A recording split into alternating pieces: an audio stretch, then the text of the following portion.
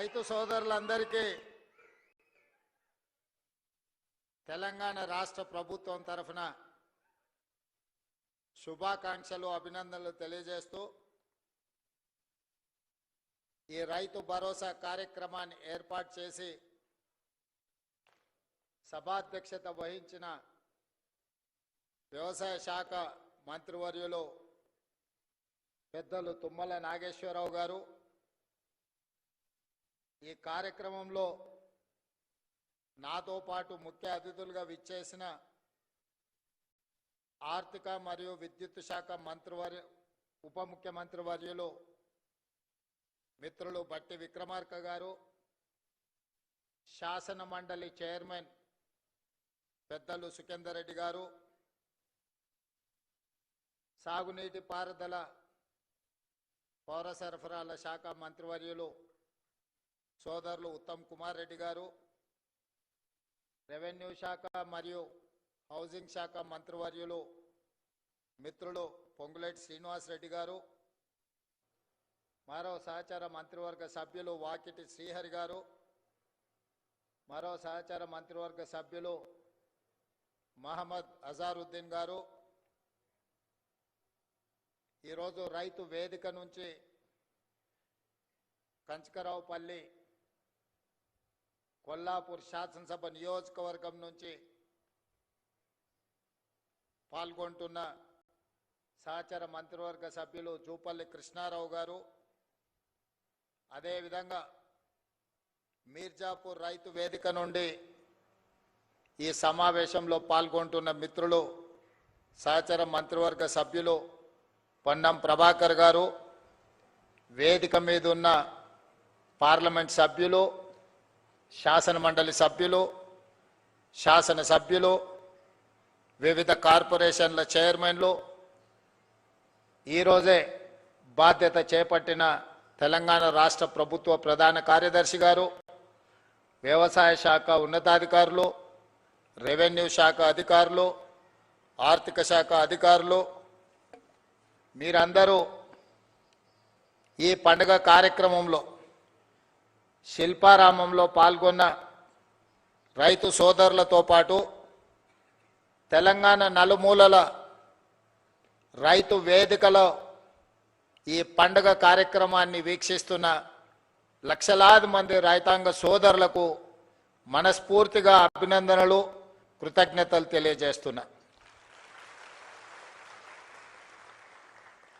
రైతు సోదరులారా, ఈనాడు తెలంగాణ రాష్ట్ర ప్రభుత్వం డిసెంబర్ 7, 2023 నాడు ప్రజాపాలన బాధ్యత చేపట్టినప్పుడు 30 నెలల పరిపాలనలో ఎదురవుతున్న సమస్యలు, వాటికి చూపిస్తున్న పరిష్కారాలు, ఈ 30 నెలల్లో రైతు సంక్షేమం కోసం రైతును తలెత్తుకొని ఆత్మగౌరవంతో బ్రతికే విధంగా వ్యవసాయం దండగ కాదు, వ్యవసాయం అంటే ఒక పండుగలా ఈనాడు తీర్చిదిద్దాలి అని మన ప్రభుత్వం సంపూర్ణంగా ప్రయత్నం చేస్తుంది. ఇవాళ కొన్ని అంశాలు వేదిక మీద ఉన్న మా ఆడపడుచులు, మా అక్కలు, మా చెల్లెండ్రు చాలామంది చదువుకున్న వాళ్ళు ఉన్నారు. మా యువమిత్రులు ఒకప్పుడు పంచగట్టుకొని వ్యవసాయం చేసే కాడి నుంచి ప్యాంటు షర్ట్ వేసుకొని వ్యవసాయం దాటి ఈరోజు సూట్ వేసుకున్న సోదరులు కూడా వ్యవసాయ పనుల్లో నిమగ్నమవుతున్న సందర్భంలో కొన్ని అంశాలను మీ ముందు ప్రస్తావించాలని ఈరోజు నేను భావిస్తున్నా. మద్రాసు నుంచి ఆంధ్రప్రదేశ్ రాష్ట్రం విడిపోయినా ఆనాడు ప్రకాశం పంతులు, బెజవాడ గోపాల్ రెడ్డి ముఖ్యమంత్రులుగా, నిజాం సర్కారు నుంచి విముక్తి కలిగిన హైదరాబాద్ రాష్ట్రానికి మొదటి ముఖ్యమంత్రిగా పాలమూరు బిడ్డ బూరుగుల రామకృష్ణారావు గారి నుంచి మొదలు పెడితే ఉమ్మడి రాష్ట్రంలో నీలం సంజీవరెడ్డి కావచ్చు, చివరి ముఖ్యమంత్రి కిరణ్ కుమార్ రెడ్డి గారు కావచ్చు, 18-19 మంది ముఖ్యమంత్రులు 1947 నుంచి 2014 వరకు 6 దశాబ్దాలు పైగా పరిపాలన సాగించి మన రాష్ట్రం మీద రాష్ట్రం విడిపోయినప్పుడు తెలంగాణ ప్రజలకు అప్పు ఇచ్చింది 69,000 కోట్ల రూపాయలు. దాదాపుగా 60 ఏళ్ళు 18-19 మంది ముఖ్యమంత్రులుగా బాధ్యతలు చేపట్టి తెలంగాణ రాష్ట్రం ఏర్పడే నాటికి మనకిచ్చిన అప్పు 69,000 కోట్ల రూపాయలు అక్షరాల.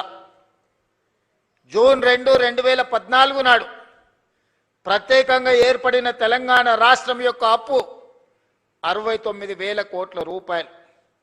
జూన్ 2, 2014 నాడు కల్వకుంట్ల చంద్రశేఖరరావు గారు పెద్దలు తెలంగాణ రాష్ట్ర ముఖ్యమంత్రిగా బాధ్యతలు చేపట్టి డిసెంబర్ 7, 2023 నాడు ప్రజాపాలనలో ప్రభుత్వాన్ని ఏర్పాటు చేసిన తెలంగాణ రాష్ట్ర 2వ ముఖ్యమంత్రిగా నాకు బాధ్యత అప్పజెప్పినప్పుడు ఈ రాష్ట్రం యొక్క అప్పు 8,11,000 కోట్ల రూపాయల అప్పు. అక్షరాల 18 మంది ముఖ్యమంత్రులు దాదాపుగా 60 ఏళ్ళు 69,000 కోట్ల రూపాయల అప్పు చేస్తే కేవలం ఒకే ఒక్క కుటుంబం కల్వకుంట్ల చంద్రశేఖరరావు గారి కుటుంబము 7 లక్షల కోట్ల పైగా అప్పు చేసి రాష్ట్ర విభజన జరిగినప్పుడు 16,000 కోట్ల రూపాయల మిగులు ధనిక రాష్ట్రంగా తెలంగాణ రాష్ట్రాన్ని శ్రీమతి సోనియా గాంధీ గారు శ్రీ మన్మోహన్ సింగ్ గారు మనకు అప్పచెప్పితే అప్పుల ఊపిలో నిండా ముంచేసి మళ్ళీ లేవ్వడానికి కూడా అవకాశం లేకుండా మన మీద మన్ను గప్పి అప్పుల్లో నిండా ముంచి అప్పులు తప్పులు చేసి 8,11,000 కోట్ల రూపాయలతోని బాధ్యత అప్పచెప్పింది. ఎన్నికల సందర్భంగా 6 లక్షల కోట్ల రూపాయల అప్పు ఉందని మేమంటే కాంగ్రెస్ అబద్ధాలు చెప్తుంది, 4 లక్షల కోట్ల అప్పు కూడా లేదని బుకాయించే ప్రయత్నం చేశాడు. సరే అరాకొరా ఏమైనా చంద్రశేఖరరావు గారు అప్పు చెప్తుండేమో అని బాధ్యత చేపట్టిన తర్వాత ఆర్థిక మంత్రిగా బాధ్యత తీసుకున్న బట్టి విక్రమార్క గారికి మొట్టమొదటి మంత్రివర్గ సమావేశంలో నేను ఒక మాట చెప్పిన మంత్రులందరి అనుమతితో, అసలు పూర్తిగా మన రాష్ట్రం ఎంత అప్పు ఉంది, ఏ విధమైన అప్పు ఉంది, ప్రభుత్వం ప్రత్యక్షంగా తెచ్చుకున్న అప్పేంది, వివిధ కార్పొరేషన్ల మీద తెచ్చుకున్న అప్పేంది, వివిధ శాఖల మీద తీసుకొచ్చిన అప్పేంది, ఎన్ని రకాల అప్పులు తెలంగాణ రాష్ట్ర ప్రభుత్వం మీద ఉన్నాయో లెక్కలు తీయండి. ఆర్థిక శాఖలో పనిచేస్తున్న అధికారులను పిలిచి కూర్చోబెట్టండి.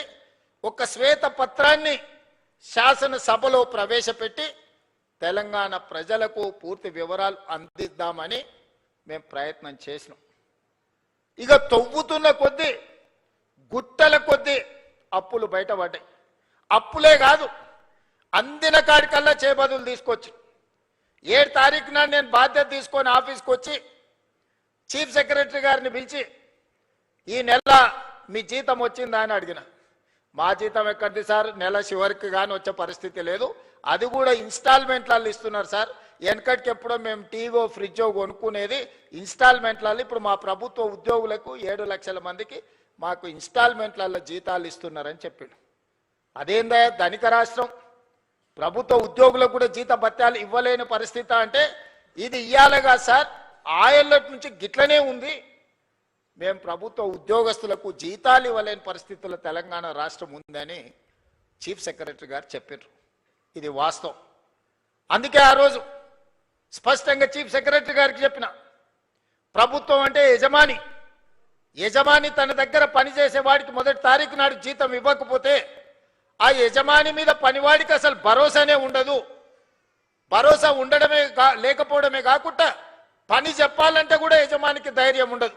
సమయానికి రమ్మని అడగాలంటే, లేకపోతే ఆఖరి వరకు ఉండాలంటే హాయిగా నువ్వు లెస్స జీతం ఇచ్చినావు తీయవా, ఇక పొద్దునే రమ్మని అంటున్నావు, నేనేనో అప్పు చేసుకోవాలి, పాల బిల్లు కట్టాలి, పిల్లల బడి ఫీజులు కట్టాలి, ఇంట్లో బియ్యం కొనుక్కోవాలి, ఇక నువ్వు ఎప్పుడో ఒకసారి ఇచ్చే జీతానికి ఇంకా పొద్దున్నే రమ్మనేది మళ్ళీ ఇదో పెద్ద పంచాయతీ అనేది అనే పరిస్థితి ఉంటుంది. అట్లా కుదరదు,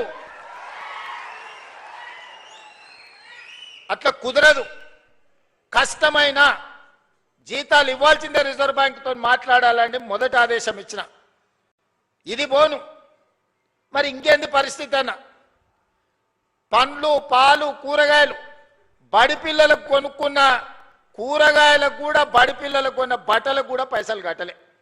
అరే అమ్మ గీ పిల్లలకు కట్టలేదని చూస్తే ఇదే కాదు, ఎక్కడ చూసినా పనులు చేసిన వాళ్ళకి పైసలు ఇవ్వలే. సర్పంచులకు బకాయి పెట్టి చాలా మంది పాత సర్పంచులు ఉండొచ్చు, ఈడ ఉన్నారా? మీ మీ మీ టర్మ్ అయిపోయినా కూడా మీ అప్పులు 100 కోట్లు 1000 కోట్ల రూపాయలు అప్పుండేనా?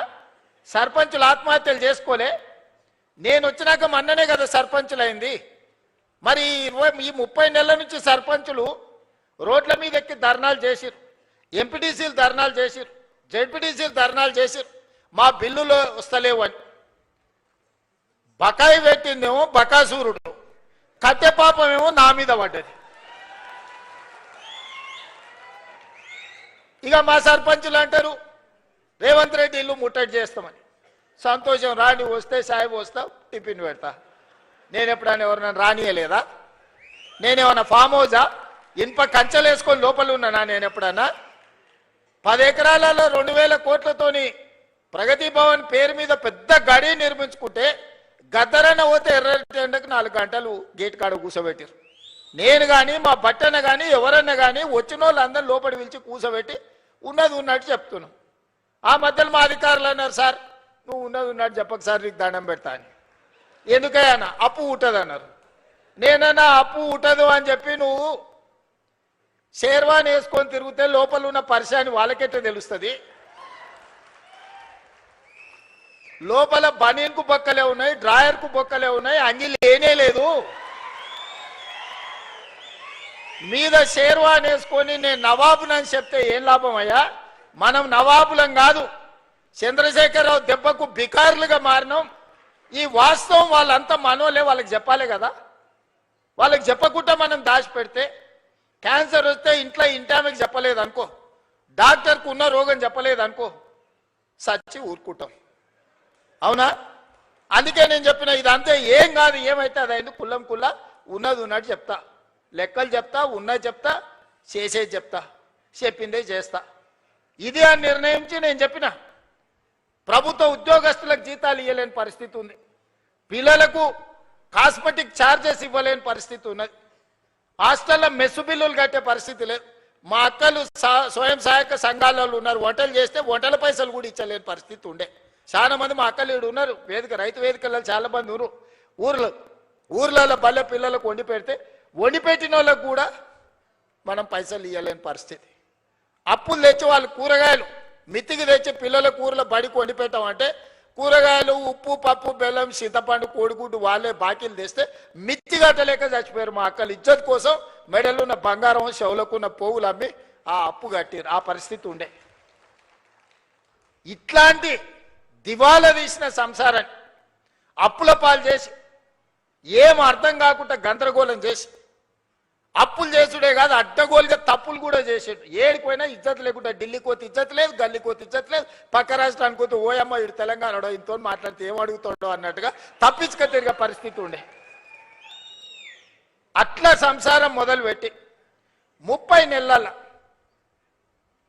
సమాజంలో గౌరవాన్ని పెంచుకుంటూ సమస్యల్ని పరిష్కరించుకుంటూ విధ్వంసం అయిపోయిన తెలంగాణ వికాసం వైపు నడిపించుకుంటూ ఒకటొకటిగా సమస్యల్ని పరిష్కరించుకుంటూ మిమ్మల్ని అందరినీ సమన్వయం చేసుకుంటూ పొద్దున్న లేతే రాత్రి వరకు మీ మధ్యలోనే ఉండి తప్పించుక తిరగకుండా ఫామ్ హౌస్లో వండుకోకుండా ఎప్పుడైనా మీ మధ్యలోనే ఉంటే ఇంకేం చేస్తారు? ఏం చేస్తారా?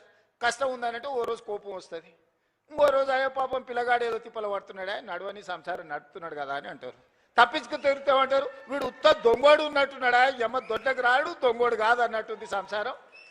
ఇట్లాంటి దొంగోడు ఎట్లా ముఖ్యమంత్రి అయ్యిండా అనుకునే ప్రమాదం ఉందా? మరి అందుకే ఇయ్యాల ఏం చేసింది ప్రభుత్వం అని అడుగుతున్నారు.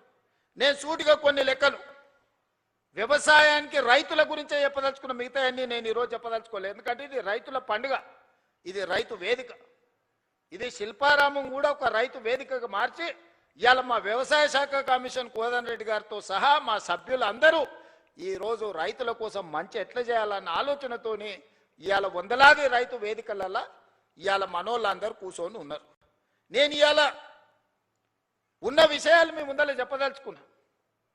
మీకు చెప్పకపోతే మీరు ఊరికెళ్ళి ఊర్లో మన పాలెళ్ళకో లేకపోతే మన దగ్గర ఉన్న వ్యవసాయ మన సహచరులకు చెప్పకపోతే ఈ సమస్య అనేది ఇట్లనే జటిలంగా మారుతుంది.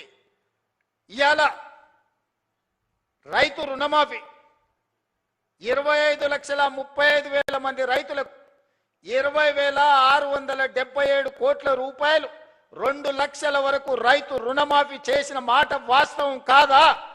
ప్రతి ఊర్లో రైతుల వివరాలు గ్రామ సభలలో చదివి వినిపించినాం. రైతు భరోసా ఆయన రైతు బంధు అన్నాడు. ఆ రైతు రాబంధు మీకు బకాయి పెడితే ప్రభుత్వం వచ్చిన ఎంబడే నెల తిరగక ముందే 7,000 కోట్ల రూపాయల పాత బకాయిలు మేం చెల్లించినాం. రైతు రాబంధువు మీ నెత్తి మీద పెట్టిపోతే నేను వచ్చి కట్టిన ఒడ్లు సివిల్ సప్లైస్ కార్పొరేషన్ కొని బకాయిలు పెట్టిపోతే ఉత్తమ్ కుమార్ రెడ్డి గారు వచ్చి ఈరోజు ఆ ఒడ్ల పైసలు ఆనాడు 2023 నాడు మీకు చెల్లించడం జరిగింది. ఇవాళ రైతు భరోసా 10,000 సంవత్సరానికి వాళ్ళు ఇస్తే 12,000కు పెంచి ఇప్పటి వరకు 27,000 పైచిలకు కోట్ల రూపాయలు మీ ఖాతాలేసి ఇవాళ మరో 9,000 కోట్ల రూపాయలు వేయడానికి మొదటి విడత 9 రోజుల్లో మీ ఖాతాలో 9,000 కోట్లు వేయడానికి దాదాపుగా రైతు భరోసా మీద ఈ విడతతో కలిపితే 36,000 కోట్ల రూపాయలు ఈరోజు రైతులకు అందించిన చరిత్ర ఈరోజు ఈ ప్రభుత్వానిది. అదేవిధంగా కాంగ్రెస్ వస్తే కరెంటు ఉండదు, కాంగ్రెస్ వస్తే రైతులకి కరెంటు కష్టాలన్నారు. ఉచిత కరెంట్ ఎవరే కనిపెట్టింది? ఈ దేశంలో ఎవరికన్నా రైతులకు ఉచిత కరెంట్ ఇవ్వాలన్న ఆలోచన వచ్చిందా? ఆనాడు డాక్టర్ వైఎస్ రాజశేఖర రెడ్డి చేవెళ్ల నుంచి ఇచ్చాపురం వరకు పాదయాత్ర చేసినప్పుడు తెలంగాణ రైతాంగం అందరూ కాలిపోతున్న మోటార్లు పేలిపోతున్న ట్రాన్స్ఫార్మర్లు చూపించి మా రైతుల కన్నీళ్లు తీరవాలే, తెలంగాణ వ్యవసాయం మొత్తం కరెంటు మోటార్ల మీద ఆధారపడ్డ వ్యవసాయం అంటే కాంగ్రెస్ పార్టీ ఎన్నికల మేనిఫెస్టోలో పెట్టి ఉచిత కరెంటుని దేశంలో కనిపెట్టిందే కాంగ్రెస్ పార్టీ. ఉచిత కరెంటు కాంగ్రెస్ పార్టీ పేటెంట్. ఏ సన్నాసన్న ఉచిత కరెంటు మాది అన్నాడంటే మా అక్కలు చీపిరి కట్ట మలిపి కొడతారు. ఆ ఎల్ల చాలా మంది అన్నారు ఉచిత కరెంట్ అంటే బట్టలు ఆరేసుకోవాల్సి వస్తుందని. ఇచ్చి చూపించి రాజశేఖర రెడ్డి గారు 2004 ముఖ్యమంత్రిగా ఎల్బీ స్టేడియంలో ప్రమాణ స్వీకారం చేసినప్పుడు 7 గంటల ఉచిత కరెంటుతో పాటు వందలాది కోట్ల రూపాయలు రైతుల కరెంటు బిల్లులను రద్దు చేసి లక్షలాది మంది రైతుల మీద ఉన్న క్రిమినల్ కేసెస్ రద్దు చేసిన సంతకం, మొట్టమొదటి ఫైల్ మీద సంతకం ముఖ్యమంత్రిగా వైఎస్ రాజశేఖర రెడ్డి గారు కాంగ్రెస్ పార్టీ 2004 సంవత్సరంలో సంతకం పెట్టింది కాంగ్రెస్ పార్టీ కాదా? ఇవాళ గుడ్డొచ్చంట కోడిని బెదిరించిందంట. ఈడెవడో వచ్చి మేమిచ్చిన ఉచిత కరెంటుకు నీ ఖాతాలో రాసుకొని కాంగ్రెస్ వస్తే కరెంటు కష్టాలన్నాడు. ఆ ఉచిత రైతు కరెంటుకు ప్రతి నెల మా బట్టి విక్రమార్క గారు ఆర్థిక మంత్రి ఆయనే, విద్యుత్ శాఖ మంత్రి ఆయనే, ఎడమ చేత్తో ఇస్తుండు కుడి చేత్తో తీసుకుంటూ నెలకు 1,000 కోట్ల రూపాయలు ఇవాళ రైతులకు ఉచిత కరెంటు మీద 30,000 కోట్ల రూపాయలు 30 నెలల బట్టి విక్రమార్క గారు ఉచిత 24 గంటల ఉచిత విద్యుత్ కోసం రైతుల కోసం 30,000 కోట్ల రూపాయలు ఈనాటికి మనం ఖర్చు పెట్టినాం. బోనస్ కింద 4,000 కోట్లు దాదాపుగా ఉత్తమ్ కుమార్ రెడ్డి గారు ఇచ్చారు. వ్యవసాయ పనిముట్లకు ఈరోజు తుమ్మల నాగేశ్వరరావు గారు 2,000 కోట్ల రూపాయలు ఖర్చు పెట్టారు. రైతు బీమా దాదాపుగా 3,500 కోట్ల రూపాయలు రైతు బీమా కోసం ఈరోజు మనం ఖర్చు పెట్టినాం. సివిల్ సప్లైస్ కార్పొరేషన్ 10 ఏళ్లలో వాళ్ళు కొనుగోలు చేసింది ఎంత? 2.5 ఏళ్లలో మనం కొనుగోలు చేసింది ఎంత? ఒక్కసారి లెక్క పెట్టుర్రి. 10 ఏళ్లలో వాళ్ళు కొన్నది మొత్తం 1,68,000 కోట్లు అనుకుంటే ఖాళీ 2.5 ఏళ్లలో ఉత్తమ్ కుమార్ రెడ్డి గారు 80,000 కోట్ల రూపాయలు పైగా సివిల్ సప్లైస్ కార్పొరేషన్ నుంచి వడ్లు కొనుగోలు చేసి రైతులకు ఈరోజు రైతులకు ఇచ్చాడు. ఇట్లా లెక్కలేస్తే 30 నెలల దాదాపుగా 1,75,000 కోట్ల రూపాయలు ఈ ప్రభుత్వం రైతాంగం కోసం ఖర్చు పెట్టింది. సరాసరి ప్రతి నెల 6,000 కోట్ల రూపాయలు రైతుల కోసం మేం ఖర్చు పెడితే మీరు 2,500 కోట్ల రూపాయలు కూడా ఖర్చు పెట్టలేదు. మరి వ్యవసాయానికి మేం పండుగ చేసినామా, మీరు చేసిర్రా? ఇవాళ ఊర్లలో తిరిగి ఈరోజు రైతులను క్షమించే సభ పెట్టమని తాటి చెట్టులు ఎక్కాయని కానీ తలకాయ లేనట్టుంది చెప్తా ఉన్నాడు. చెట్టులు ఎక్కువ ఎరిగితే సరిపోదు, అందులో ఆవగించనంత గుజ్జు ఉండాలని పెద్దలు చెప్పారు. అందుకే ఇవాళ ఏ విషయంలో అయినా మీరు చర్చకు సిద్ధమా, వస్తాడా అసెంబ్లీకి? రైతుల గురించే ప్రత్యేకంగా అసెంబ్లీ సమావేశాలు ఏర్పాటు చేద్దాం. 10 సంవత్సరాలు మీరు చేసింది ఏంది రైతుల కోసం, 10 సంవత్సరాలు మేము చేసింది ఏందో ఈరోజు ఆలోచన చేద్దాం. సాగునీటి ప్రాజెక్టులు, కాళేశ్వరం పేరు మీద గోదావరి నదీ జలాలతోని ఉత్తర తెలంగాణను సస్యశ్యామలం చేస్తా, రంగారెడ్డి జిల్లా వరకు తీసుకొస్తాని 1,50,000 కోట్ల రూపాయల అంచనాతోని గోదావరి నదీ జలాల మీద కాళేశ్వరానికే 1,02,000 కోట్ల రూపాయలు కాంట్రాక్టర్లకు చెల్లిస్తే 3 ఏళ్ల కాళేశ్వరం కట్టుడు, 3 ఏళ్ల కాళేశ్వరం కూలుడు మీరే కడితిరి, మీరే కూలగొట్టిరి. 1,00,000 కోట్ల రూపాయలు గోదావరిలో కలిసిపోయి కాళేశ్వరం కాస్త కూలేశ్వరమైంది. అంతకుముందు ఏ ఊర్లో ఎవరు కష్టపడి ఒడ్లు పండించుకున్నా, ఏ ఊర్లో ఎవరు మక్కలు పండించుకున్నా, ఏ ఊర్లో ఎవరు జొన్నలు పండించుకున్నా, ఏ ఊర్లో ఎవరు సద్దలు పండించుకున్నా, ఏది పండించుకున్నా కాళేశ్వరం నీళ్లతోనే ఈ పంటలు పండినాయి అన్నారు.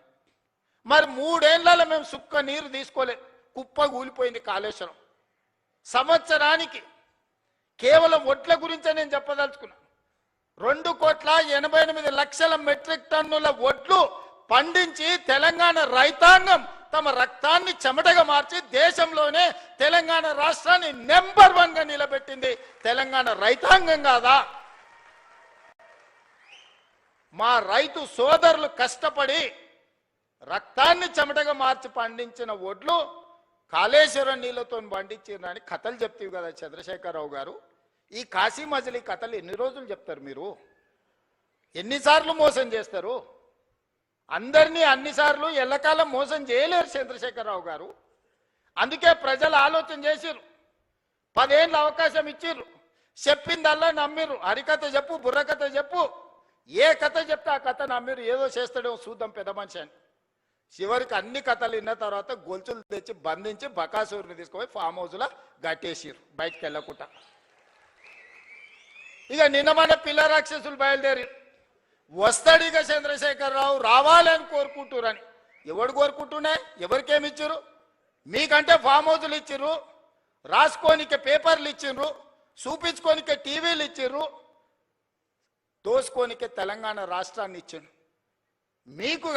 మీకు రావాలేమో చంద్రశేఖరరావు, మా రైతులకు ఎందుకయ్యా? రైతు రుణమాఫీ చేయలేదు, 1,00,000 రూపాయలని 4 విడతలని, అసలు లేదు మిత్తి లేదు, చేతిలో అప్పు చేతిలో సిప్పని నెత్తి మీద అప్పు మిగిలిచ్చిపోయిండు. 2 సార్లు 1,00,000 రూపాయలు రుణమాఫీ అని చేసిండా? డబుల్ బెడ్రూమ్ అన్నాడు ఇచ్చిండా? దళితుల 3 ఎకరాల భూమి అన్నాడు ఇచ్చిండా? ఇంటికో ఉద్యోగం అన్నాడు ఇచ్చిండా? 1 కోటి ఎకరాలకు నీళ్ళు ఇస్తా అన్నాడు పారిచ్చిండా? ఏం చేసిండా నేను అడుగుతున్నాను మళ్ళా రానికి? ఒక్కటి చేసిండా? ప్రతిపక్షాలు మా జోలిన్నాడు ఫోన్లలో అంటే హార్టికల్చర్, అగ్రికల్చర్, ప్రాన్ కల్చర్ అన్ని కల్చర్లను సర్వనాశనం చేసాడు. ఓన్లీ తాగుడు కల్చర్ తెచ్చిపెట్టాడు మనకు. సందుల బెల్ట్ షాపులు, బుడ్డీ షాపులు తెచ్చిపెట్టాడు. ఆయల్లా మనం రైతు బజార్లు తెలిస్తే ఇవాళ బెల్ట్ బజార్లు తీసుకొచ్చి సందుల 7వ తరగతి చదివేటోని కూడా చేతులు బుడ్డి చేతిలో పట్టించాడు. ఆయన సాధించిన ఘన విజయం. ఆయన దేనికన్నా బ్రాండ్ అంబాసిడర్ అంటే ఇగో దీనికే బ్రాండ్ అంబాసిడర్. వెనకటికి గింత ఉండే నాయన తాగుడు. మీరు చెప్పురు సోదరులారా, ఇవాళ 4 ఇండ్లకు బెల్ట్ షాప్ వచ్చేసింది. ఒక కిరాణం కొట్టాయని 4 ఇండ్లకు, ఈ 4 ఇండ్లు నావే, నేనే సప్లై చేస్తాను కాడికి వచ్చిన ఊర్లలో. మా అక్కలు తలకాయ కొట్టుకుంటారు, ఇంటి ఆయన గట్లున్నాడంటే వీడు కూడా గిట్ట తయారైనాడు ఆ పిల్లగాడని. సాయంత్రం 6 కాకముందే గోడలు పట్టుకొని నడుస్తారు 12, 16 ఏళ్ళ పిల్లలు. మా అక్కలకు గోస తెలవాలి. ఇంటి ఆయన ఎట్లో అట్లా మోస్తే ఇంకేముందో నా జీవితం అంటే ఇట్లా అయిపోయింది, కానీ నా కొడుకన్నా మంచోడు అవుతాడు, చదువుకుంటాడంటే పిల్లలను కూడా తాగుబోతులను తయారు చేసాడు చంద్రశేఖరరావును చూసి. ఇవాళ ఆయన వచ్చి ఇంకా ఆయన రావాలి బయటికి, ఆయన కోసం ప్రజలంతా ఉర్రూతలు ఊతుర్రు, ఇక అయ్యగారి కోసం ప్రార్థనలు చేస్తున్నారు అని చెప్తున్నారు వీళ్ళిద్దరు పిల్ల రాక్షసులు గల్లి గల్లీలో తిరిగి. ఇవాళ మీరు ఆలోచన చేయరు. 10 ఏళ్లకే బీఆర్ఎస్ పాలన, 12 ఏళ్ల నరేంద్ర మోడీ పాలన, 2.5 ఏళ్ల మా పాలన మీద చర్చ పెడదాం. ప్రతి పేదోడి ఖాతాలో 15 లక్షల రూపాయలు వేస్తానన్నాడు నరేంద్ర మోడీ గారు. ఎవరి ఖాతాలు వేసిండో లెక్కలు చూపారు. మీరు ఒక్కరి ఖాతాలో మోడీ 15 లక్షలు వేసిండా? రైతుల ఆదాయం 2 చేస్తా అన్నాడు, వచ్చిందా? సంవత్సరానికి 2 కోట్ల ఉద్యోగాలు అన్నాడు, 12 ఏళ్ళు అయింది, 24 కోట్ల ఉద్యోగాలు రావాలి, వచ్చినాయా? ఇద్దరికి ఇచ్చిండా, బండి సంజయ్కి, కిషన్ రెడ్డికి. ఇంకెవరికన్నా నౌకరు ఇచ్చిండా తెలంగాణలో? చిల్లి గవర్నర్ని ఇచ్చిండా? గల్లీలో మోరీ తీసే ఎన్నికలు ఉంటే వార్డు మెంబర్ ఉంటే మోడీ వస్తాడు అంటారు, కౌన్సిలర్ ఉంటే మోడీ అనట, సర్పంచ్ ఉంటే మోడీ అనట. మోడీ వచ్చి మోరీ తీస్తాడే? పెళ్లి పెద్దను చూపించి పిల్లని ఇస్తే పిల్లగాడు సంసారం చేయకపోతే ఎవరిని అడుగుతామే? పెళ్లి పెద్దను చూసి పిల్లని ఇస్తామా? మనందరం వ్యవసాయం చేసిన గ్రామాల నుంచి వచ్చిన వాళ్ళమే కదా.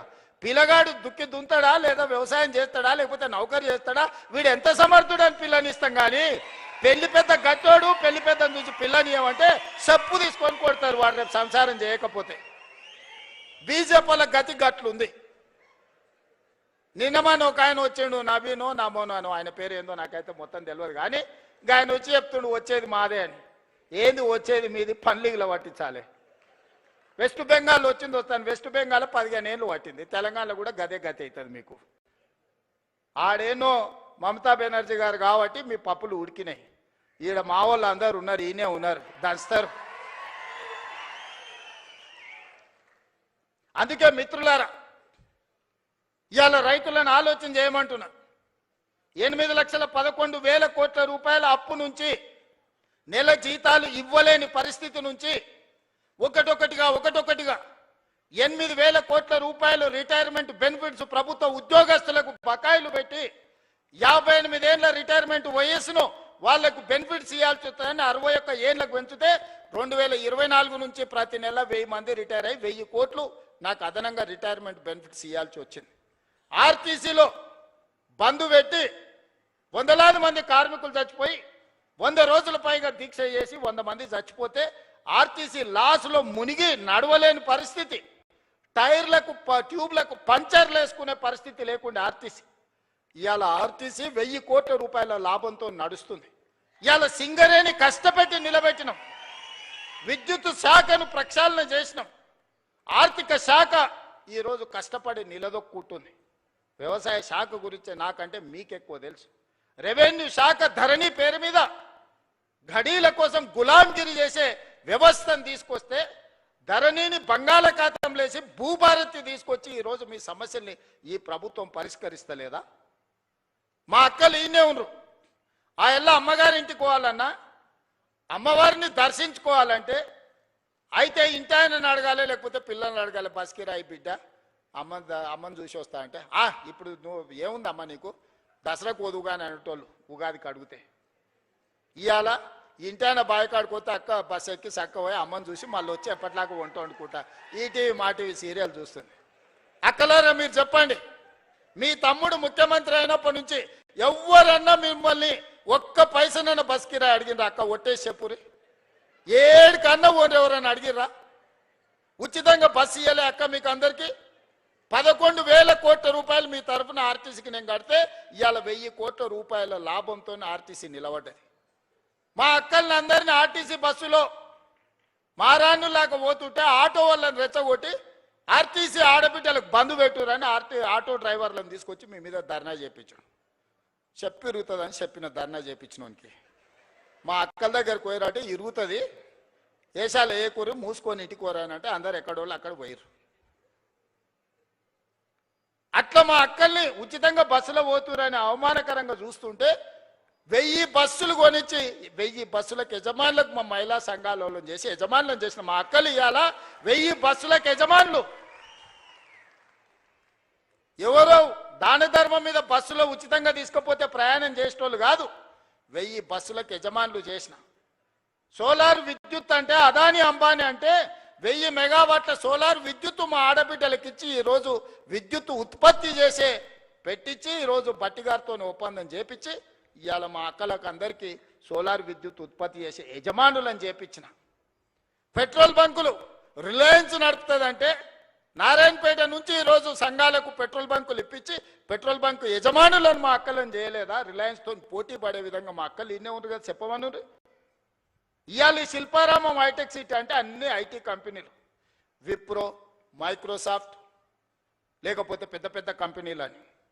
ఎప్పుడన్నా మా అక్కలకి పక్కనే 3.5 ఎకరాలు ఉందయా, 1000 కోట్లది. ఒకసారి ఇందిరా మహిళా శక్తి స్టాల్స్ అని దీని పక్కనే గోడ కూడా మొత్తం లేదు, పోత చూసిపోరు. 1000 కోట్ల రూపాయలతోని మా అక్కలు తయారు చేసిన వస్తువులు అమ్ముకోనికి హైటెక్ సిటీ పక్కన 1000 కోట్లు 150 షాపులు మా అక్కలు ఉత్పత్తి చేస్తే గ్రామాలలో ఉత్పత్తి చేసే వస్తువులను ప్రపంచానికే గర్వంగా ఇక్కడ పెట్టి ఇలా మా అక్కలకు హైటెక్ సిటీ పక్కన 1000 కోట్ల భూమి నేనిచ్చిన 1000 కోట్లు 8000 గ్రామ సంఘాల కోసం మీటింగుల కోసం ఒక్కటేసారి మొన్న టెంకాయ కొట్టి ప్రారంభించిన.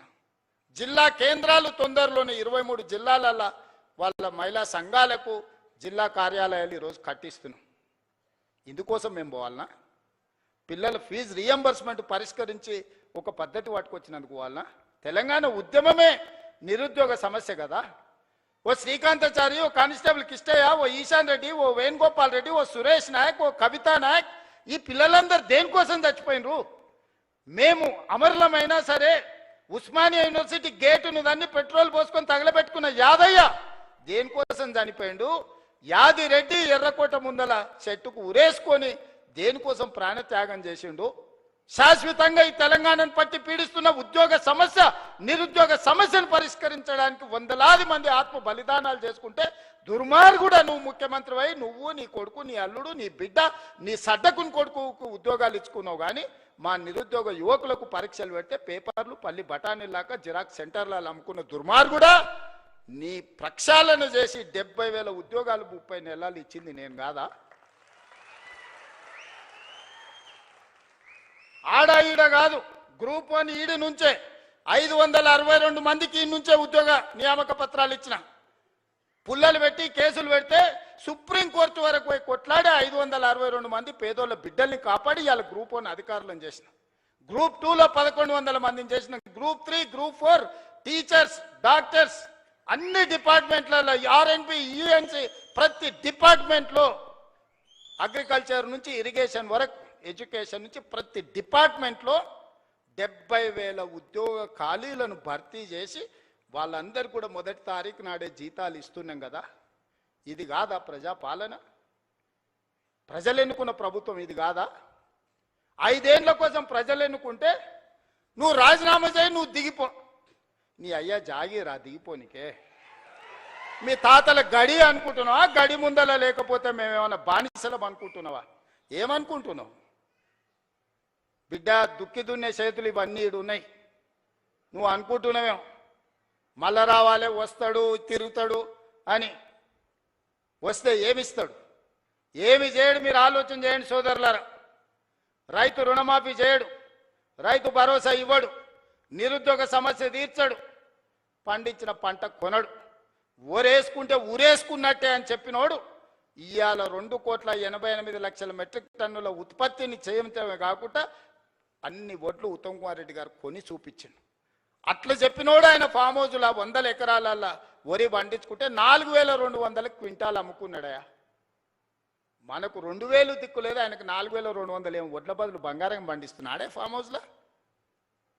ఏమైనా గంజాయి పండిస్తున్నాయి, ఎట్లకెళ్ళి వస్తాయి? అంటే అధికారం ఉంది కదా అని నీ భూమిలో పండించిన పంటకు 4,200 కంపెనీలను వంగబెట్టి గుంజుకొని నువ్వా? ఆయన చేయగలిగింది ఒక్కటే.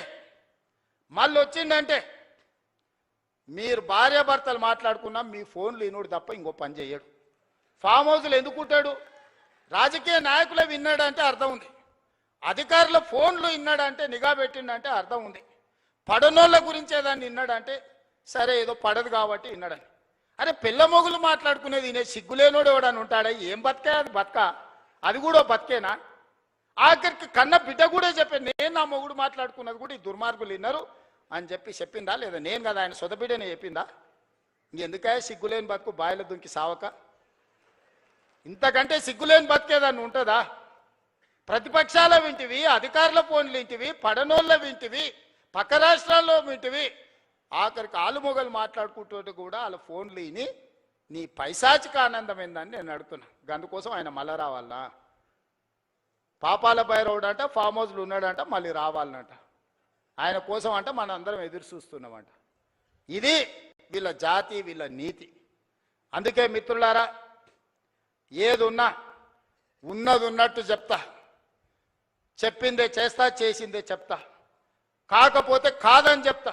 ఓ పూట మీకు నచ్చకపోయినా ఉన్నది ఉన్నట్టు చెప్పిండు ఆ పిల్లగాడని అంటారు. నాకేం గొప్ప కిరీటాలు పెట్టుకోవాలని లేదు, వజ్ర వైదూర్యాలు సంపాదించుకోవాలని ఆలోచన లేదు. ఈ పిల్లగాడు ఏదన్నా ఉంటే ఉన్నది ఉన్నట్టు కుండ బలగొట్టినట్టు చెప్తాడా అని మీరు అనుకుంటే చాలే. పదవి ఎంతకాలం ఉంటే ఉంటుంది, పోతే పోతుంది. పదవి ఎవరికి శాశ్వతం? ఇందిరమ్మకే శాశ్వతం కాలే, ఇందిరమ్మకే పదవి శాశ్వతం కాలే, ఎన్టీఆర్కు పదవి శాశ్వతం కాలే, రాజశేఖర రెడ్డికి పదవి శాశ్వతం కాలే. నాకు కూడా పదవి శాశ్వతం కాదు, మాటనే శాశ్వతం. మాట మాట్లాడితే నిలబడతాడు, మాట కోసం ఎంతకైనా నిలబడతాడు అనే పేరు కోసమే ఈ ప్రయత్నం అంతా. అబద్ధాల పునాదుల మీద ఈ ప్రభుత్వాన్ని నడపను. మీకు అబద్ధాలు చెప్పి మిమ్మల్ని నమ్మించే ప్రయత్నం చేయను. ఏమున్నదో అదే చెప్తా, ఏం చెప్పినో అదే చేస్తా. సోదరులారా, తెలంగాణ రైతాంగానికి నా విజ్ఞప్తి ఒక్కటే, వ్యవసాయాన్ని ఈరోజు కాలం మారింది, కాలానికి తగ్గట్టుగా మన నైపుణ్యం పెంచుకోవాలి. ఈసారి వర్షాలు పడవు, శాస్త్రవేత్తలు చెప్తారు. ఎలీనో వచ్చింది, నీళ్లు తక్కువ ఉంటాయి, వర్షాభావం పరిస్థితి ఉంటుంది, వర్షాల మీద నీళ్ళ మీద ఆధారపడ్డ పంటలు వేయకండి అని శాస్త్రవేత్తలు చెప్పారు. నేను గదే చెప్పిన. ఇక చూసినావా రేవంత్ రెడ్డి రైతులకు పంగనామం పెడుతున్నాను. అరే పంకమాలనోడా, వాన పడదురా అని నేను చెప్తున్నా. వాన పడకపోతే నీళ్లు రాకపోతే, కాలువలు వారకపోతే వరి ఎట్లా వండుతుంది? కొంత తక్కువ చేయండి, తక్కువ నీళ్లతో వండే పంటలు వండించురు అని చెప్పిన. ఇది తప్ప? బజార్లో విలువ కలిగిన పంట సన్న ఓట్లు వేస్తున్నారు.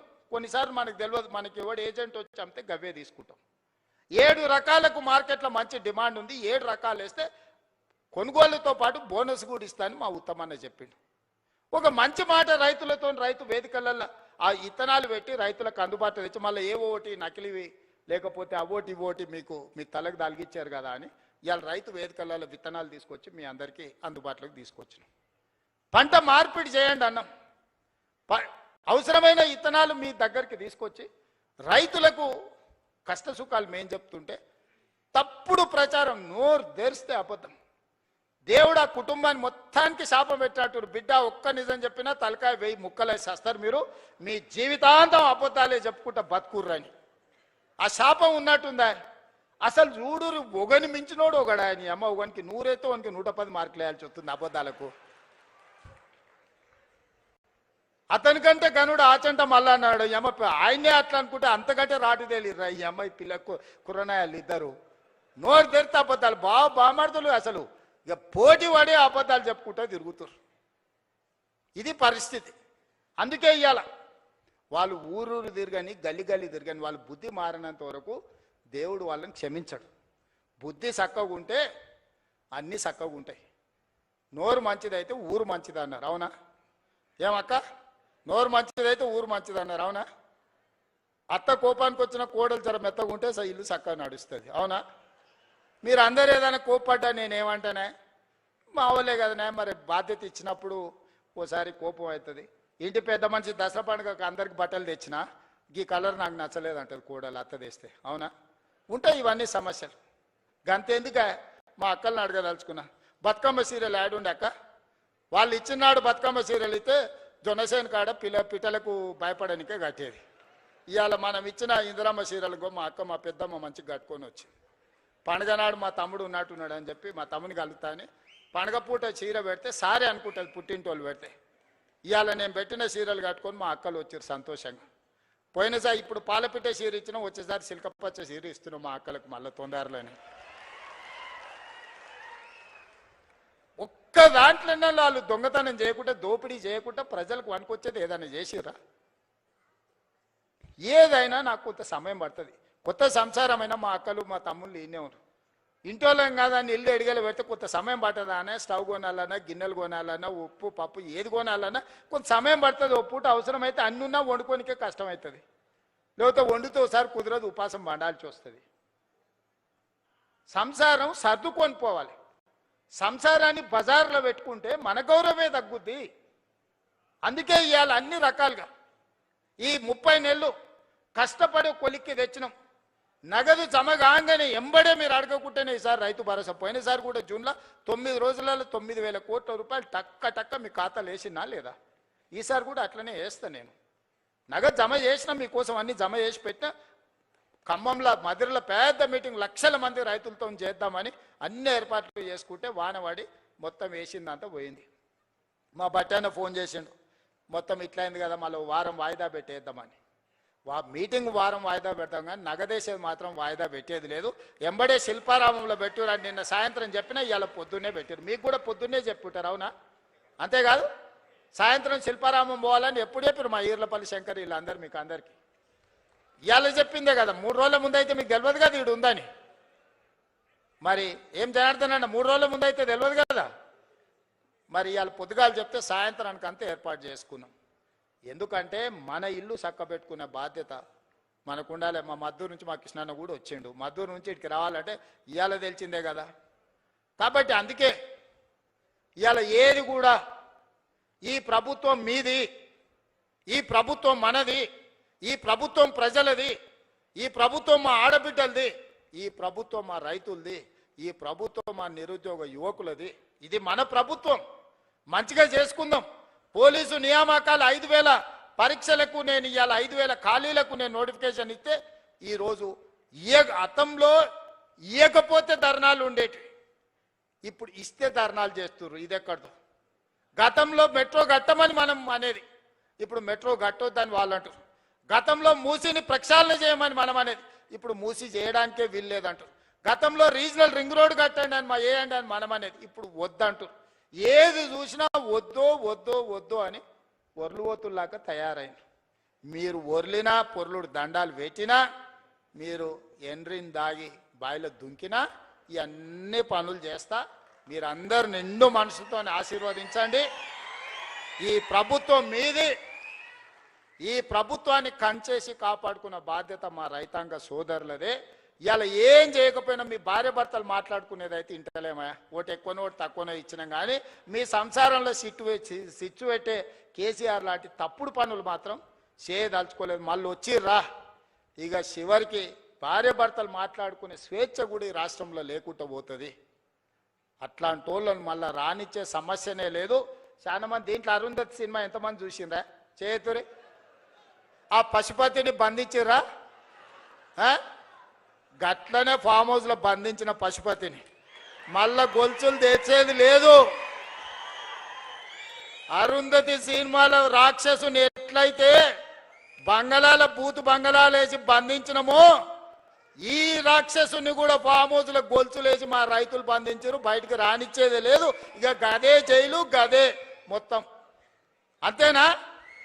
సిద్ధమే కదా? మరి గట్టిగా సపట్లు కొట్టూరు. ఇక బట్టనా నమ్మకం వచ్చిందా నీకు? నమ్మకం వచ్చింది కదా? ఓకే, ధన్యవాదాలు సోదరులారా.